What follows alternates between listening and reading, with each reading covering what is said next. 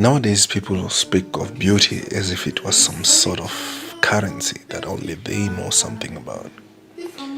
Like it's something of value. Like long hair around us was what men and boys and us too were taught to love, but hearts too. Beauty?